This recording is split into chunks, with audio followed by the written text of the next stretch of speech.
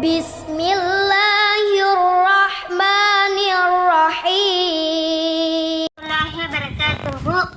அல்ஹம்துலில்லாஹி ரப்பில் ஆலமீன். இஸ்லாத்தின் கடமைகளில் ஒன்றான ஹஜ்ஜுடைய மாதத்தில் செய்யக்கூடிய ஒரு வணக்க வழிபாட்டுகளில் ஒரு முக்கியமான வணக்க வழிபாட்டின் ஒரு நெருக்கமான நபரை பற்றியதுதான் என் தலைப்பு. ஆமாம், நான் கூறியவுடன் நீங்கள் யோசித்த நபர் தான். யார் அவர்? இன்னஹு அபுல் அன்பியா. அவரை நபிமார்களின் தந்தை என்று சொல்வார்கள். அல்லாஹ்வால் தேர்ந்தெடுக்கப்பட்ட 5 விசேஷமான நபிகளில் ஒருவர் அவர். ஆம், நீங்கள் யோசித்த நபி இப்ராஹிம் அலைஹிஸ்ஸலாம் அவர்கள் தான். அல்லாஹ் 70க்கும் மேற்பட்ட இடங்களிலே அல்லாஹ் குர்ஆனில் அவருடைய பெயரை பயன்படுத்துகிறார். நபி இப்ராஹிம் அலைஹிஸ்ஸலாம் அவர்கள் ஈராக்கிலே பிறந்தார்கள். அவர் தந்தையின் பெயர் ஆசர். ஆசர் சிலைகளை எல்லாம் செய்து விற்கக்கூடியவர். ஆசர் தன் மகனிற்கும் இந்த தொழிலை கற்றுக் கொடுத்தார். ஆனால் இப்ராஹிம் நபியோ சிறு வயதிலேயே தன் சிந்தனைகளை எவ்வாறு செலுத்துகிறார் என்று பாருங்கள். இவர்கள் உருவாக்கக்கூடிய சிலைகள் எப்படி இருக்க முடியும்? நாம் அவர்களை பார்த்தால் நம்மை பார்ப்பதில்லையே, நாம் அவர்களுக்கு உணவு கொடுத்தால் சாப்பிடுவதில்லையே. இது போன்ற கேள்விகள் எல்லாம் நபி இப்ராஹிம் அலைஹிஸ்ஸலாம் அவர்கள் தன் தந்தையிடமும் அந்த ஊர் மக்களிடமும் கேட்பார்கள். அந்த ஊரில் திருவிழா நடைபெறுகிறது. ஊர் மக்கள் எல்லோரும் சிலைகளை ஒரு அறையில் வைத்துவிட்டு திருவிழாவை கோலாகலமாக ஊரின் வெளியே கொண்டாட வேண்டும் என்று கிளம்புகிறார்கள். அந்த நிலையில் இப்ராஹிம் நபி அந்த சிலைகளை எல்லாம் சேதப்படுத்த வேண்டும் என்று நினைத்து, எனக்கு உடம்பு சரியில்லை, என்னால் திருவிழாவிற்கு வர முடியாது என்று கூறுகிறார்கள். இதுதான் இப்ராஹிம் நபி தன் வாழ்க்கையில் கூறிய முதல் பொய்யாகும். எல்லா சிலைகளையும் உடைத்து விட்டு ஒரு பெரிய சிலையின் மீது ஒன்றின் மீது ஒரு கோடாரை எடுத்து வைக்கிறார்கள். ஊர் மக்கள் எல்லாரும் வந்து பார்த்து விட்டு இது இப்ராஹிம் என்று இப்ராஹிம் நபியிடம் வந்து கேட்கிறார்கள்.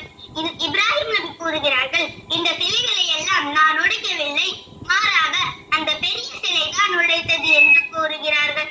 இதுதான் இப்ராஹிம் நபி தன் வாழ்க்கையில் கூறிய இரண்டாவது பொய்யாகும். ஊர் மக்கள் கூறுகிறார்கள், அந்த சிலைகளுக்கு தான் பேசும் திறனில்லை, அது எப்படி உடைத்திருக்க முடியும் என்று. அதற்கு இப்ராஹிம் நபி கூறுகிறார்கள், உங்களுக்கு எந்தவித பலனையும் தராத அந்த சிலைகளை நீங்கள் வணங்குகிறீர்கள் என்று. ஊர் மக்களுக்கு கோபம் வந்தது. ஊர் மக்கள் சொல்கிறார்கள், இவரை நெருப்பு குண்டத்திற்குள் வீச வேண்டும் என்று முடிவெடுக்கிறார்கள். இப்ராஹிம் நபியை நெருப்பு குண்டத்திற்குள் வீசும் முன் சொன்ன வார்த்தை என்ன தெரியுமா? ஹஸ்பினல்லாஹு வ நிஅமல் வக்கீல். என் இறைவன் எனக்கு போதுமானவன் என்று. இப்ராஹிம் நபி நெருப்பு குண்டத்திற்குள் வீசப்பட்டார். இறைவன் நெருப்பின் அமைப்பை மாற்றி அமைக்கிறார். நெருப்பு குளிராக மாறிவிடு என்று நெருப்புக்கு கட்டளையிட்டார். நெருப்பும் குளிராக மாறியது.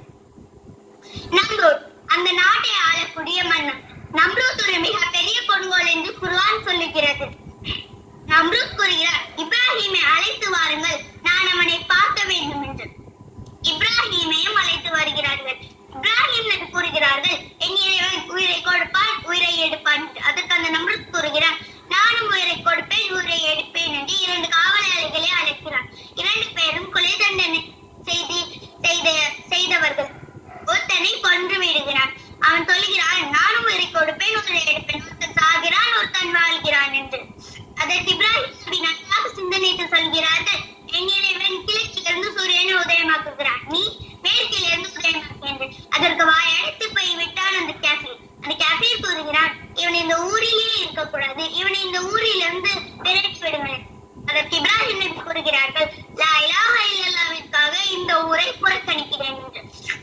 நபி லூத் அலைஹிஸ்ஸலாம் அவர்களின் வளர்ப்பில் வளர்ந்தவர்கள் தான் அன்னை சாரா அலைஹிஸ்ஸலாம் அவர்கள். அன்னை சாரா அலைஹிஸ்ஸலாம் அவர்களை திருமணம் முடித்துக் கொண்டு ஈராக்கில் இருந்து ஷாம் தேசத்தை நோக்கி கிளம்புகிறார்கள். ஷாம் தேசத்தில் உள்ள மக்கள் எல்லோரும் சூரியனை கடவுளாக வணங்குகிறார்கள். இப்ராஹிம் நபி கேட்கிறார்கள், இது என் இறைவனாக இருக்கும் என்று. ஆனால் இரவானதும் அதுவும் மறைந்து விடுகிறது. சந்திரனை பார்க்கிறார்கள், இது நம் இறைவனாக இருக்குமோ என்று யோசிக்கிறார்கள். ஆனால் காலையானோடு அதுவும் மறைந்து விடுகிறது.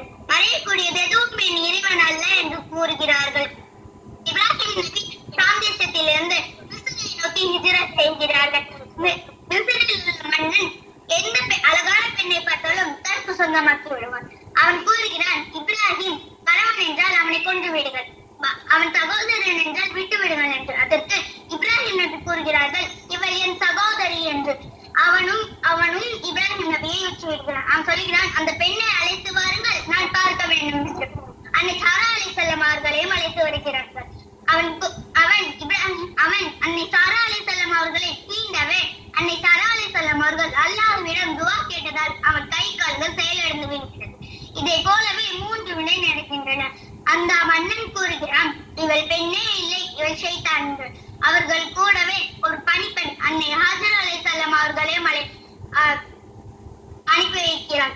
அன்னை சாரா அலைஹிஸ்ஸலாம் அவர்களுக்கும் இப்ராஹிம் அலைஹிஸ்ஸலாம் அவர்களுக்கும் நீண்ட நாட்களாக குழந்தைகளே இல்லை என்றதாக அன்னை சாரா அலைஹிஸ்ஸலாம் அவர்கள் இப்ராஹிம் அலைஹிஸ்ஸலாம் அவர்களுக்கும் அன்னை ஹாஜர் அலைஹிஸ்ஸலாம் அவர்களுக்கும் திருமணம் வைக்கின்றார்கள். இவர்கள் 2 பேருக்கும் பிறந்த குழந்தைகள் தான் நபி இஸ்மாயில் அலைஹிஸ்ஸலாம் அவர்கள். இப்ராஹிம் அலைஹிஸ்ஸலாம் அவர்கள் இஸ்மாயில் அலைஹிஸ்ஸலாம் அவர்கள் சேர்ந்து தான் கௌபாவை கட்டினார்கள்.